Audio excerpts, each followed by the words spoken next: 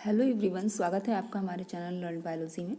Dear friends, आज हम natural resources मतलब प्राकृतिक संसाधन के कुछ ऑब्जेक्टिव टाइप क्वेश्चंस को पढ़ेंगे जो कि एग्ज़ाम के पॉइंट ऑफ व्यू से इम्पॉर्टेंट है।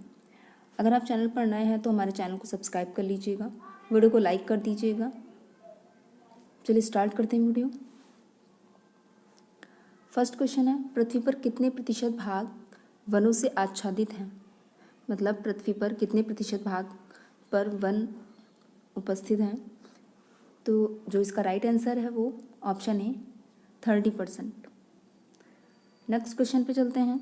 विश्व पर्यावरण दिवस मनाया जाता है, तो इस क्वेश्चन से आप सभी लोग अच्छे से फैमिलियर होंगे। विश्व पर्यावरण दिवस 5 जून को मनाया जाता है।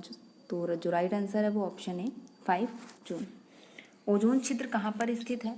ऑप्शन ए अंटार्कटिका, बी प्रशांत महासागर, सी हिंद महासागर और डी बंगाल की खाड़ी। तो जो राइट आंसर है वो इस क्वेश्चन का वो option A Antarctica. Next question पे चलते हैं। ओजोन परत सूर्य से आने वाले किन विकिरणों का अवशोषण करती है?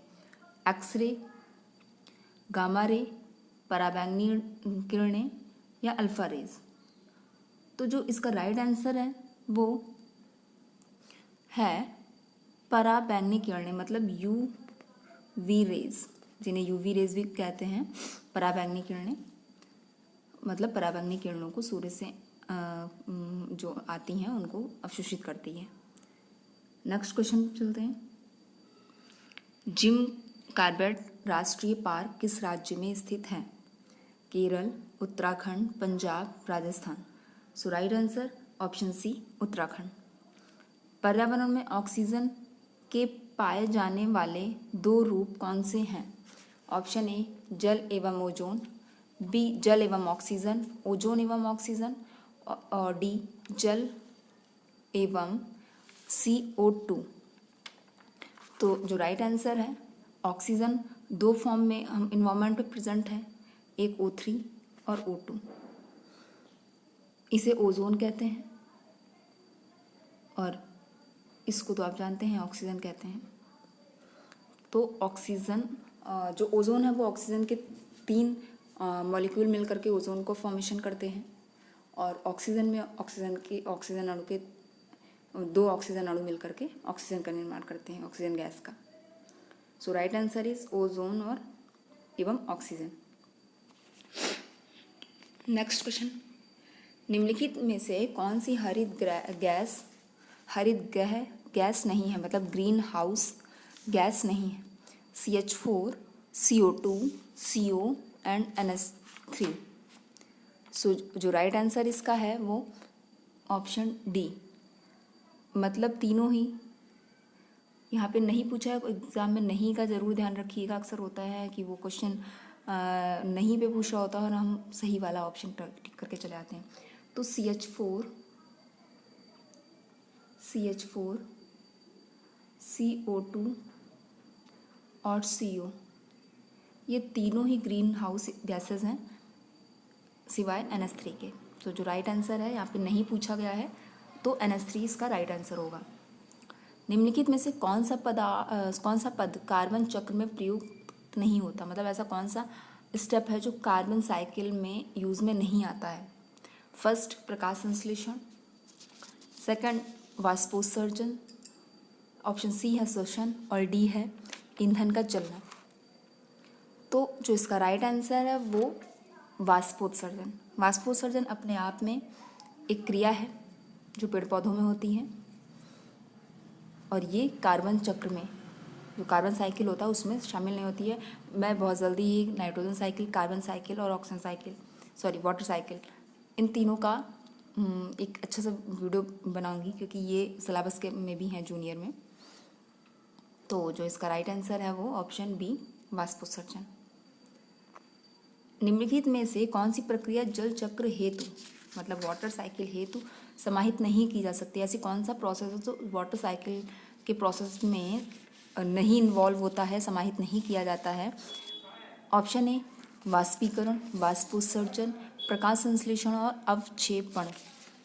तो वाष्पीकरण वाष्पीकरण, वाष्पोत्सर्जन, अवक्षेपण, ये तीनों ही प्रक्रियाएं वाटर से रिलेटेड हैं। वाष्पीकरण में वाटर जो होता है वो वाष्पित होता है, जल का वाष्पीकरण होता है, जल उड़ जाता है वाष्पित होकर के।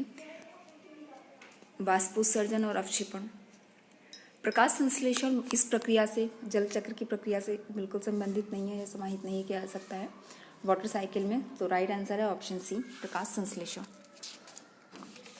नेक्स्ट क्वेश्चन पे चलते हैं। निम्नलिखित में से कौन सी प्रक्रिया, अच्छा ये हो चुका है, राइट आंसर इसका आपको पता है। ऑप्शन मैं एक बार फिर से टिक कर देती हूँ, ऑप्शन सी। ओजोन परत क्षय का मुख्य कारण है वाहनों का अत्यधिक प्रयोग करना, कारखानों से निकलने वाला धुआं, क्लोरोफ्लोरोकार्बन और पेड़ों की कटाई। ओजोन परत जो डिप्लीशन हो रहा है, ओजोन लेयर डिप्लीशन, उसका मेन रीज़न क्या है? तो इसका मेन रीज़न है क्लोरोफ्लोरोकार्बन, जो कि रेफ्रिजरेटर, एसी वगैरह से निकलता है, सीएफसी जिसे बोलते हैं। ये मेनली ओजोन लेयर को हार्म पहुंचा रहा है। So right answer is option C, chlorofluorocarbon. Next question, अम्लीय वर्षा किसकी सांद्रता में वृद्धि के कारण होती है? जो एसिड रेन है, एक आपने सुना होगा हमारे ताजमहल को एसिड रेन की वजह से काफ़ी नुकसान हो रहा है, बिल्डिंग का कलर पे इफेक्ट पड़ रहा है। तो जो क्वेश्चन है वो अम्लीय वर्षा किसकी सांद्रता, मतलब किसके कंसंट्रेशन की इंक्रीज होने के कारण हो रही है? SO2 और NO2, CO एवं CO2, CO एवं SO3, ओजोन एवं धूल कण। तो जो इसका राइट आंसर है वो ऑप्शन ए है, ऑप्शन ए।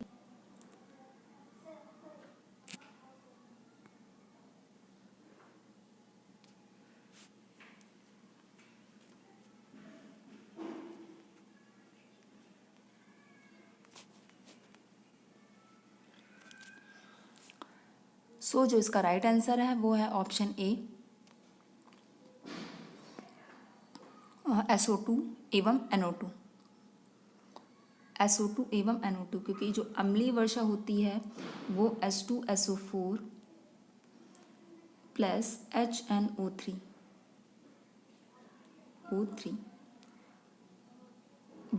उसमें प्रेजेंट होते हैं, जो एसिड रेन होता है। इसमें SO2 का कंटेंट, जब सल्फर डाइऑक्साइड और NO2 का कंटेंट बढ़ जाता है, कंसंट्रेशन बढ़ जाता है, जिसकी वजह से अम्लीय वर्षा होती है। तो याद रखिएगा, सल्फ्यूरिक एसिड और नाइट्रिक एसिड, H2SO4 और HNO3 is responsible for acid rain. So right answer is option ए। अगले क्वेश्चन पे चलते हैं। निम्न में से कौन वातावरणीय प्रदूषक नहीं है? CO, NO2, O3 and SO2। तो जो इसका राइट आंसर है वो ऑप्शन सी, O3, ऑप्शन में O3, क्योंकि जो CO है वो ग्रीन हाउस के लिए रिस्पॉन्सिबल है। NO2 और SO2 अभी हमने क्वेश्चन में देखा, ये एसिड रेन के लिए रिस्पॉन्सिबल है। इनका कंसंट्रेशन बढ़ने पे बढ़ जाता है जब एसिड रेन होती है, या इनके कंसंट्रेशन के बढ़ने की वजह से एसिड रेन होती है, एसिड रेन। सो वातावरणीय प्रदूषक मतलब जिसकी वजह से वातावरण में कोई प्रदूषण नहीं उत्पन्न हो रहा है, कोई प्रदूषण नहीं फैल रहा है, वो है ऑप्शन सी, ओजोन, O3। सो राइट आंसर है ऑप्शन सी। नेक्स्ट क्वेश्चन पे चलते हैं। मोटर गाड़ियों के एग्जॉस्ट से वह कौन सा पदार्थ निकलता है जो मानसिक रोग उत्पन्न करता है? NO2, SO2, PB और HG। तो याद रखिएगा, जो मोटर गाड़ियां हैं, मोटर गाड़ी के एग्जॉस्ट से, एक मिनट, मोटर गाड़ी के एग्जॉस्ट से वह कौन सा पदार्थ है जो निकलता है जो मानसिक रोग उत्पन्न करता है? तो मानसिक रोग लेड, PB। इसका जो राइट आंसर है वो ऑप्शन सी, लेड है, जो मोटर गाड़ियों के एग्जॉस्ट से निकलता है और मानसिक रोग उत्पन्न करता है। नेक्स्ट क्वेश्चन पे चलते हैं। यह कहा जाता है कि ताज पीला एवं मलिन हो रहा है। मैंने अभी इसका जिक्र किया था। ऑप्शन आपको दिए गए हैं, यमुना नदी में बाढ़ के कारण, उच्च तापक्रम के कारण, संगमरमर के विघटन के कारण, मतलब टेम्परेचर बढ़ रहा है जिसकी वजह से संगमरमर विघटित हो रहा है, डिग्रेडेशन हो रहा है उसका, मथुरा के तेल शोधक कारखाने से निकलने वाले वायु प्रदूषकों के कारण है, उपरोक्त सभी। तो आपको बताना है इसमें से राइट आंसर कौन सा है। तो ये दोनों ही बिल्कुल गलत हैं। टेम्परेचर बढ़ने पे संगमरमर पे कोई इफेक्ट नहीं पड़ता है। ऐसा नहीं है कि टेम्परेचर बढ़ेगा तो संगमरमर डिग्रेडेड होगा, विघटित होगा। सो जो राइट आंसर है वो है ऑप्शन सी, मथुरा के तेल शोधक कारखाने से निकलने वाले वायु प्रदूषकों के कारण, जो से वायु प्रदूषक निकल रहे हैं सल्फर और नाइट्रोजन के एक्सट्रैक्ट, जो ताजमहल के लिए इफेक्टिव हैं, उनको हार्म पहुंचा रहे हैं इस बिल्डिंग को। So right answer is option C. निम्न में से कौन सामान्यतः वातावरणीय प्रदूषक नहीं है। अभी सेम वही क्वेश्चन हमने देखा था, फिर से क्वेश्चन ही आया है। अब बहुत ध्यान से ऑप्शन को सेलेक्ट करने की बात है। देख लेते हैं ऑप्शन क्या है। CO, CO2 और SO2 हाइड्रोकार्बन। तो जो इसका राइट आंसर है वो CO2। CO बताया मैंने ग्रीन हाउस इफेक्ट के लिए, SO2 भी ग्रीन हाउस इफेक्ट के लिए रिस्पॉन्सिबल है, हाइड्रोकार्बन्स भी। लेकिन जो CO2 है वो कोई भी वातावरणीय प्रदूषक नहीं फैलाता, इसलिए जो राइट आंसर है ऑप्शन बी CO2। नेक्स्ट, बड़े शहरों में 50% वायुमंडलीय प्रदूषण का मुख्य कारण, मतलब 50% जो इन्वायरमेंटल पॉल्यूशन हो रहा है बड़े शहरों में वो किस वजह से हो रहा है। स्वचालित वाहनों द्वारा परिवहन, औद्योगिक सक्रियता, कीटनाशियों का उपयोग, रेडियोधर्मी अपशिष्ट। तो जो इसका राइट आंसर है वो ऑप्शन ए, स्वचालित वाहनों का उपयोग। शहरों में आप देखते हैं जिधर देखो लोग गाड़ियों से ही चल रहे हैं, उनसे निकलने वाले धुएं जो सबसे ज़्यादा इन पॉल्यूशन फैलाते हैं।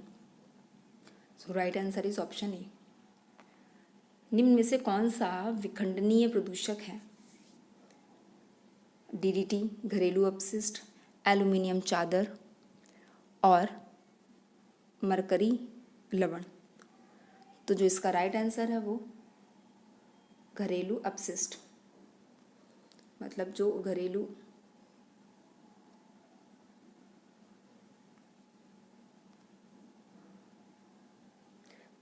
अपशिष्ट है वो विखंडनीय प्रदूषक नहीं है। बाकी DDT, एल्यूमिनियम चादर और मरकरी लवण ये सभी विखंडनीय प्रदूषक हैं।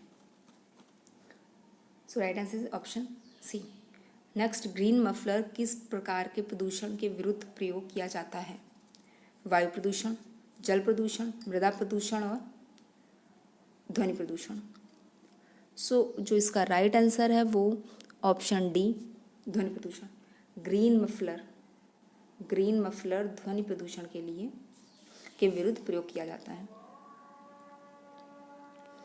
नेक्स्ट, CO गैस CO2 से अधिक विषैली होती है क्योंकि यह तंत्रिका तंत्र को प्रभावित करती है, यह फेफड़ों को क्षति पहुंचाती है, ये हीमोग्लोबिन की O2 को ले जाने की क्षमता को घटाती है, ये जल के साथ अम्ल बनाती है। सो जो राइट आंसर है इसका वो ऑप्शन सी है। जब CO गैस का कंटेंट ज़्यादा हो जाता है जिसकी वजह से हीमोग्लोबिन की O2 को ले जाने की क्षमता कम हो जाती है। आपने देखा होगा कि अगर कोई रूम पूरी तरह से क्लोज है, सफिस्टिकेटेड है, तो वहाँ पे सांस लेने में प्रॉब्लम होती है क्योंकि ऑक्सीजन अच्छे से ट्रेवल नहीं कर पाती बॉडी के अंदर और उसकी वजह से कभी कभी डेथ भी हो जाती है। सो राइट आंसर इज सी, ये हीमोग्लोबिन को ये होमोग्लोबिन जो हमारे होमोग्लोबिन में O2 है को ले जाने की क्षमता को घटाती है। नेक्स्ट क्वेश्चन, प्रदूषण का प्रभाव निम्न पर पड़ता है। क्रॉसिंग ओवर, लिंकेज, पारिस्थितिकी संतुलन पर और उत्परिवर्तन। तो प्रदूषण का प्रभाव इनमें से किस पर पड़ता है। जो इसका राइट आंसर है वो ऑप्शन बी, पारिस्थितिकी संतुलन पर, इकोसिस्टम पे। हमारा इकोसिस्टम डिस्टर्ब हो जाता है पॉल्यूशन की वजह से। तो जो इसका राइट आंसर है पारिस्थितिक संतुलन। नेक्स्ट, निम्नलिखित में से हरित गृह गैसों का समूह है, ग्रीन हाउस गैसेस कौन सी हैं? ऑप्शन ने दिया है CO2, O2, NO2 और NH3। ऑप्शन बी है क्लोरोफ्लोरोकार्बन CO2, NH3 और N2, CH4, N2, CO2 और NH3 and chlorofluorocarbon CO2, CH4 और N2। जो इसका राइट आंसर है वो ऑप्शन डी, ये याद रखिएगा। क्लोरोफ्लोरोकार्बन, कार्बन डाइऑक्साइड, हाइड्रोकार्बन मतलब मीथेन और NO2, ये हैं green house gases. So right answer is option D. ये थे कुछ इंपॉर्टेंट क्वेश्चन नेचुरल रिसोर्सेज को लेकर के। अभी कुछ बाकी हैं जो आपके साथ नेक्स्ट वीडियो में डिस्कस करेंगे। उम्मीद करते हैं आपको वीडियो अच्छा लगा होगा। अगर वीडियो अच्छा लगा है तो लाइक ज़रूर करिएगा, चैनल को सब्सक्राइब करिएगा और अपने फ्रेंड्स के साथ जो जिनको ज़रूरत है, जो साइंस से रिलेटेड हैं, उनके साथ ज़रूर शेयर करिएगा। मिलते हैं नेक्स्ट वीडियो में।